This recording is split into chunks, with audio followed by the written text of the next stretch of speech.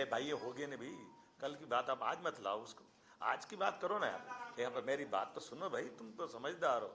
मैंने कल आज वहाँ जा कर के जितनी प्रकार से हो सकता है वो सब करा है। हम आज अपने पूरे दिन की बात करें, आप बात मान के चलिएगा, सरकार ने हर विषय का मौके पे जा कर के, यहाँ तक कि बड़ा आपको जानकारी होगी कि हमारे अपोजिशन की पार्टी के अध्यक्ष जी घर घर नहीं जा पाए, वो एक जगह बिठा के बात कर रहे हैं। हम तो हर एक के घर घर गए, क्योंकि हमारी संवेदनशीलता है। हमारे लिए ये एक औपचारिकता कर्मकांड नहीं है, इसलिए बेहतर से बेहतर हो सकता है। हमने कार्रवाई भी की, बाकी काम भी किया।